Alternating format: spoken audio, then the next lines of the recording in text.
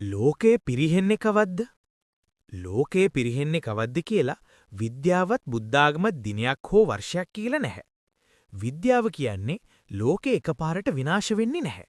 මිනිසාගේ ක්‍රියාවලින් පරිසරය, වායුගෝලය, සමාජය ක්‍රමයෙන් වෙනස් වෙනවා.